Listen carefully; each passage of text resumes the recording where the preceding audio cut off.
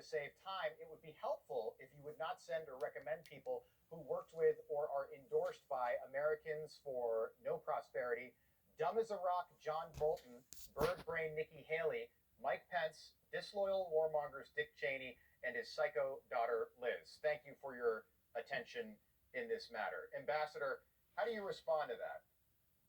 Well, I thought I was in pretty good company. I was sorry I didn't make the disloyal warmonger caucus, and sorry you didn't mention people like Mitt Romney and Paul Ryan, who were also on that list.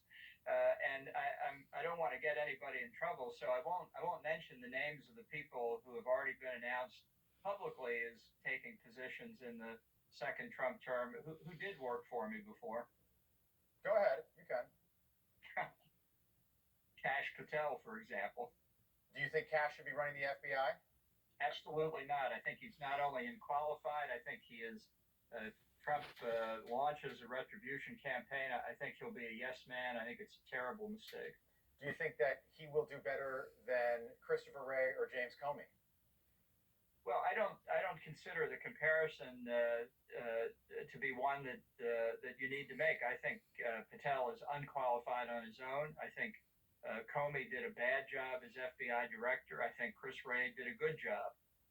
But Patel alone, it's not a question is he better than Jim Comey? That's not hard, but he doesn't even make that hurdle. See, I think the comparison is something that the American people are doing right now and are interested in. So on that Truth Social post that I mentioned, yes, he mentioned your name with Mitt Romney, Paul Ryan, Mark Milley, James Mattis, Mark Esper, Dick Cheney as well. Are you proud to be mentioned in that company? I certainly am. Can you tell us why? These are people who stood up for America, who took enormous criticism throughout their entire careers, who didn't waver from principle, and who I think followed, by and large, in a Reaganite tradition. I think that's what the Republican Party needs. That's certainly what I'm going to continue to argue for.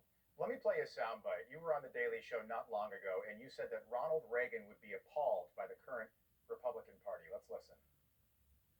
Imagine Ronald Reagan is caught in amber in 1988 and using Jurassic Park technology. He wakes up now, unthawed. What does he think of the modern GOP? Well, certainly the Trump wing of it, he would be appalled by.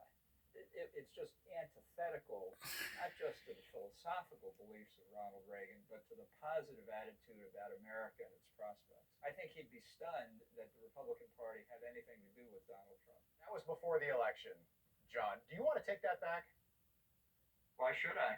I think it's still true. I think we'll see on Monday what the inaugural address looks like.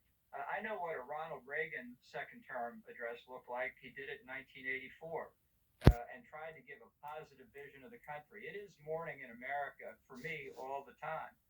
We'll see whether Trump does that or not, or whether we hear more about carnage in America. Ambassador, you understand how out of step you sound right now, given what happened on November the 5th. And I'm not trying to be adversarial.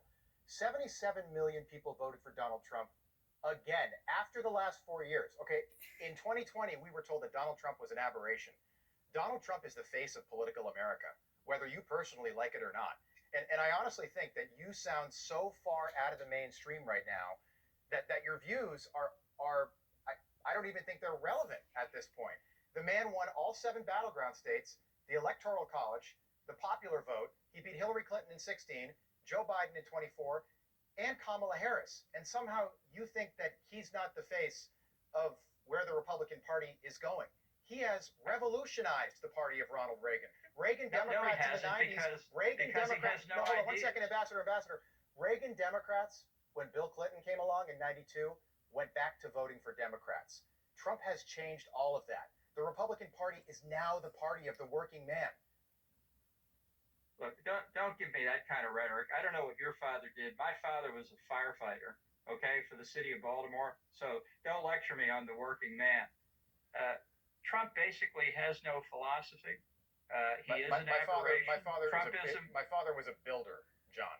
Okay. Well, And that's so great. I have every That's right great. to lecture you on the working man, please. Yeah. But This go is- ahead. This is, Go ahead. We're not accomplishing anything because you're not listening. You're Well, in this I to am give listening, but I don't need speeches, you insulting my not to father. ask questions. But go ahead, But I John. will I'm say, listening. I believe Trump is an aberration, and I will be proven right. Millions of Republicans voted for Trump You were just because they proven couldn't stand wrong. Harris. You were just be proven quiet, wrong, okay? John. You want an answer from me, or Please. you just want to talk? Go ahead. Go ahead. Millions of Republicans voted for Trump, gritting their teeth because they obviously didn't like Kamala Harris. But to have an effect on politics, ultimately, you have to have a philosophy. And the only philosophy Donald Trump has is the greater glory of Donald Trump. Ambassador John Bolton, appreciate you joining us tonight. Thank you.